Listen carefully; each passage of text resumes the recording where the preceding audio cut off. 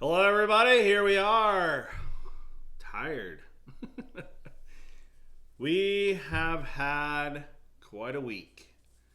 I will tell you this, that if you ever get the experience to go down and do the Kentucky Bourbon Trail, it is so much fun. I will tell you, the places that you see, the people that you meet, the roads that you travel on are absolutely amazing.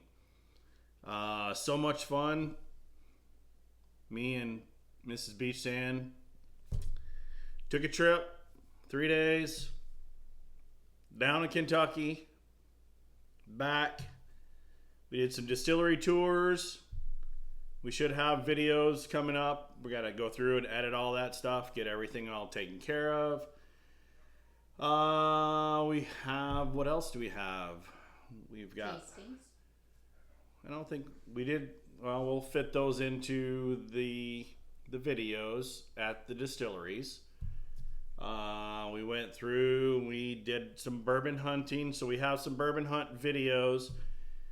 We went to some places that some others have done videos in that we weren't allowed to do videos. So kind of confused, but being respectful to the owners, we said, okay, we won't film inside of your location.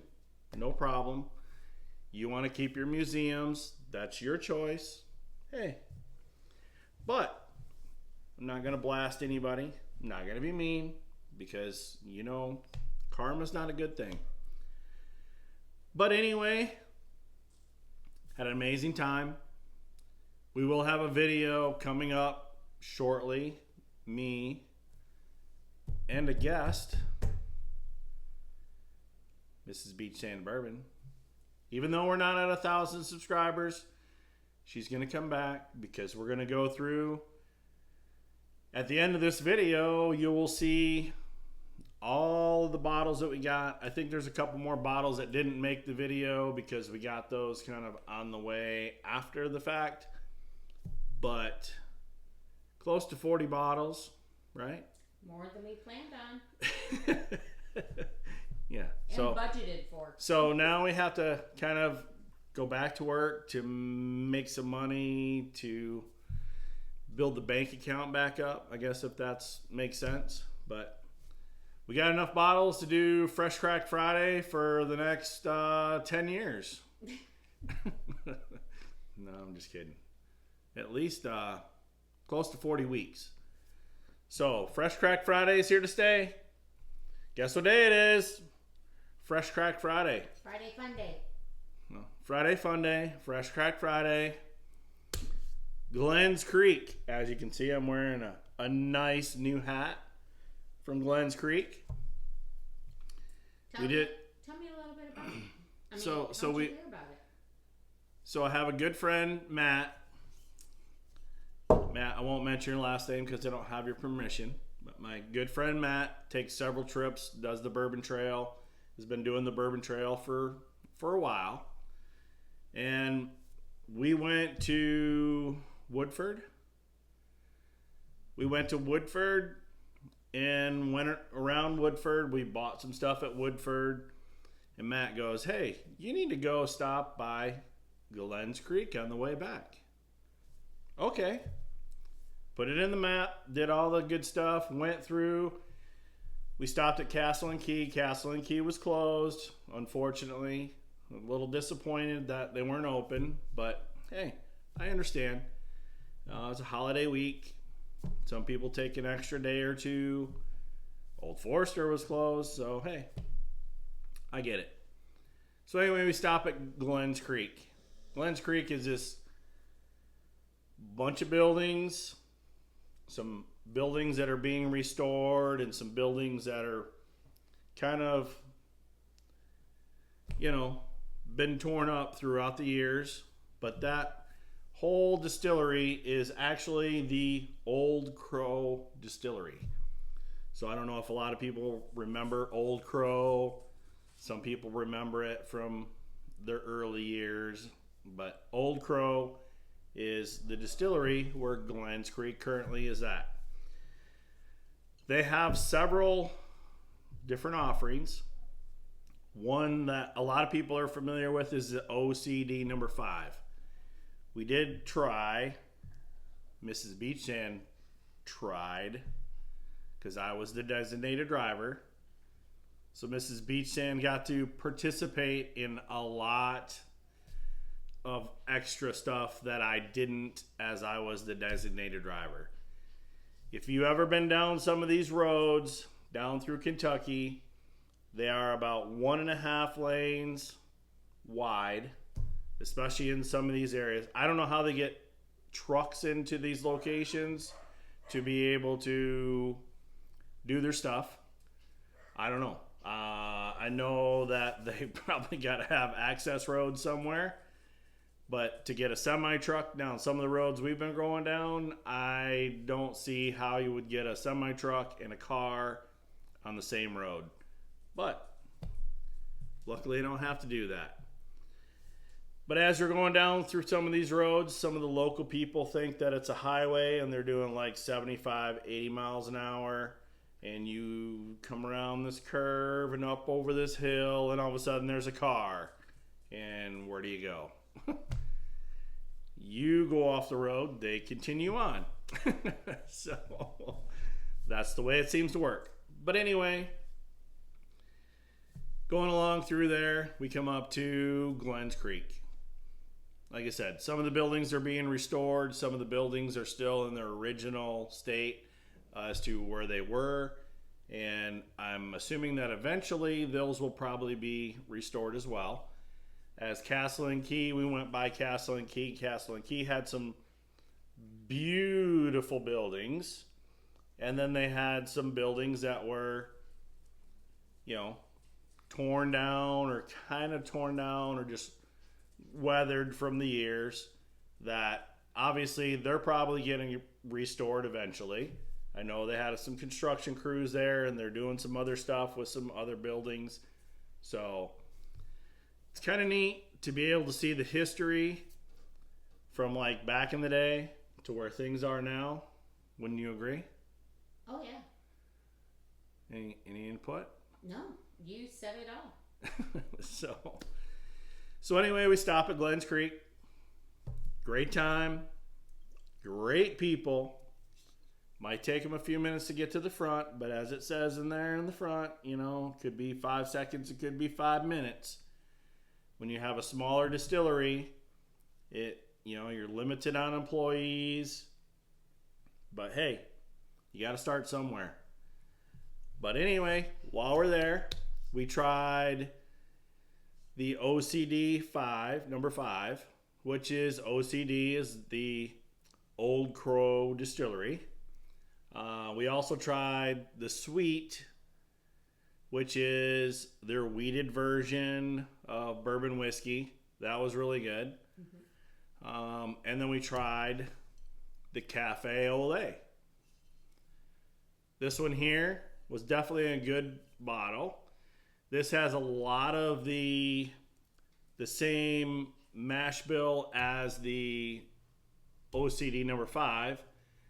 The only thing I think they add to this is they add a little bit more of the roasted barley malt.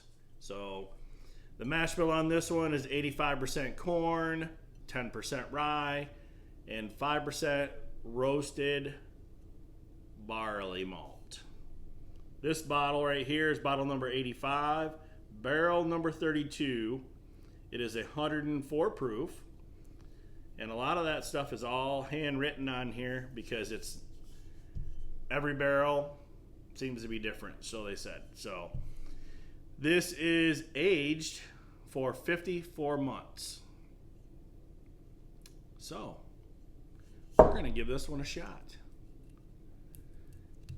Like I said, if you stay to the end of the video, there's another video kind of attached to the tail end of this one that we shot earlier in the week. We were going to put that out for a different video, but we opted not to because we were busy.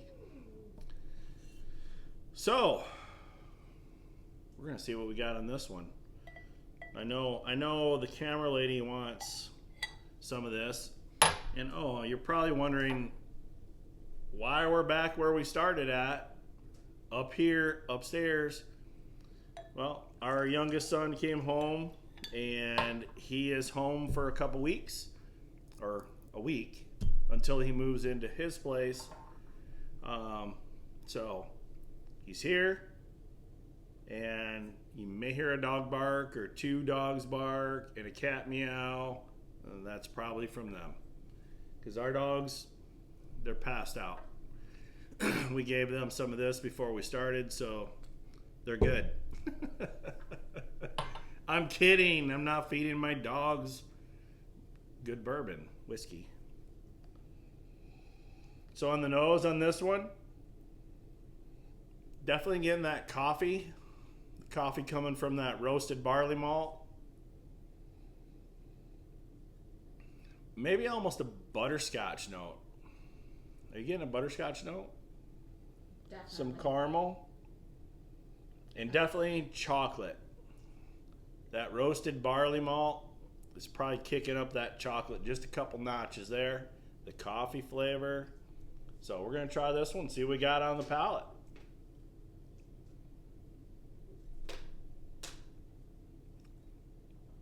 So on the palate, definitely getting that coffee. Almost like a mocha. A little bit of a creamy chocolate. Almost a mocha kind of taste on the palate. Are you getting that? Oh yeah. That is so good. Very, very little burn on the finish.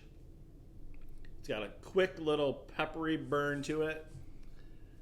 And then it kind of goes off into a sweetness note. Mm-hmm. And that mocha, to me, that mocha really starts to kick in on the backside. Wow. The nose. So good. It's just amazing. I will tell you that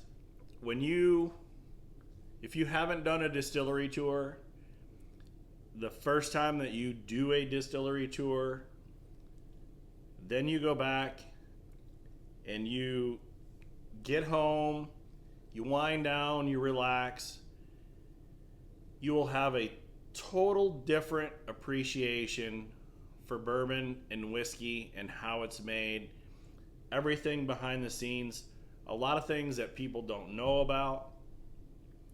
There's a lot of things I had no clue. Zero. And when you get home after doing a distillery tour, you smell your glass, you smell that bourbon whiskey in the glass. What an amazing, I don't even know how to describe it. Well, and listen to what the guides tell you. When you're doing the tour and the tasting, they give a lot of helpful hints as to when you're taking your nose on the bourbon, on your palate.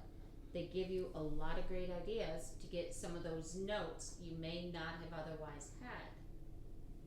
So I highly recommend listening to them.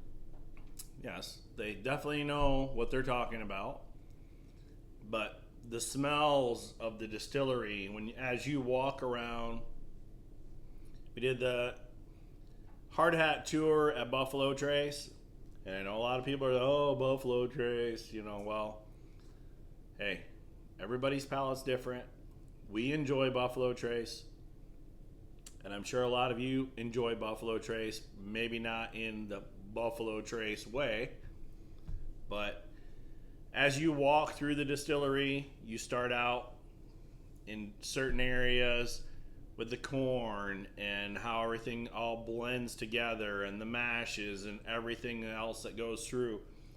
You get all these scents from the start to the finish, and it totally gives you a new appreciation for the bourbon and the whiskey that you're drinking and everything behind the scenes. We went to Maker's Mark, same thing. We went to different barrel houses. You walk through the barrel houses.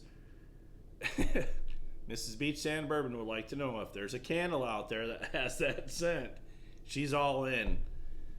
So you get the smell of the barrels and the aging process and everything else that goes along through there. You get the coolness and the different temperatures from different levels of all these rick houses. And it is, like I said, if you've never done it, you have to do it. Have to. Absolutely have to. So, not going to take too much more of your time. We will be doing some videos. I will be putting out some bourbon hunt videos. But like I said, stick around at the end here. I'm going to have a separate video with our bottle haul. But like I said, it doesn't have every single thing in there because there's more that came along after. But anyway, have yourself a great night. Stick around. I do have some shorts that I put out for each day. So there's like 1, 2, 3 days of, some bourbon hauls, as well as some pictures of me and Mrs. Beach Sand Bourbon at some of the distilleries.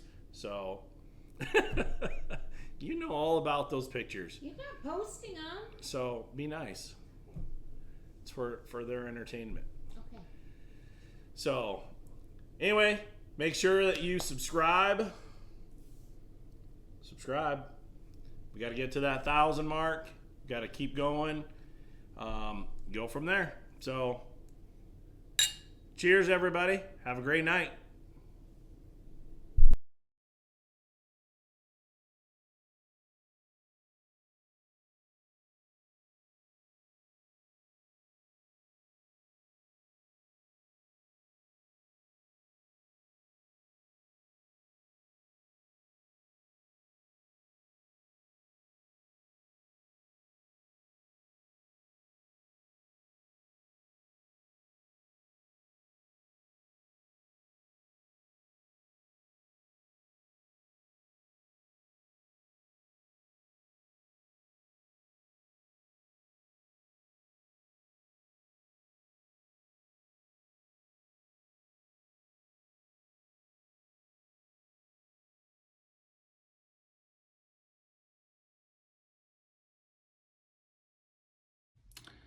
All right, after a successful trip to Kentucky and doing some bourbon hunting down that way, we have a very old Barton 100 proof. I bought a backup bottle.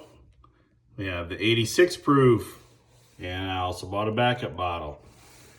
Old Granddad 114, as I told you, we have heard that it's supposed to be discontinued. Unfortunately, the lady at the liquor store said, no, that's not true. We got a Castle and Key Weeded. We got a Castle and Key Small Batch. We got a Castle and Key Restoration Rye. 2022 release on that one. A Knob Creek 12. We got a Total Wine Store Pick. Knob Creek. Maple Leaf Cookies. Total Wine. That was in Kentucky as well. All this stuff was pretty much in Kentucky. We picked up a Wild Turkey Camp Nelson D. We picked up a Single Barrel 1792. We picked up a Sweet Wheat 1792. We picked up a Booker's 2402. We have the 2401, which was the first Booker's that we ever bought. We have 2 E.H. Taylor small batches from the distillery. We have 2 Baby Blantons. And trust me, those things are small. When I have 3 fingers, it can pretty much block the whole thing. That's small. We have a Full Bore peanut butter jalapeno flavored whiskey. Like I said, probably never open it, but probably one of the coolest bottles that I've seen. We grabbed a Bell Mead Reserve for a backup for the bottle that we have that's nearly gone. We have a single barrel vintage Evan Williams, which was put into the barrel in 2016. We have a Bardstown small batch stave finish that was only available at the downtown Louisville location, so we picked that up. We also picked up a Green River, which was also at the Bardstown location, and this is a single barrel or Louisville tasting select batch number 1, I think is what they told us. It is 126.2 proof. I picked up a backup of one of those. I have a 1 liter of Larceny small batch with a label that I have never seen before, so I'm not sure if they're changing their packaging. So, hey, I grabbed it. I grabbed a replacement for a bottle of Larceny that is nearly gone.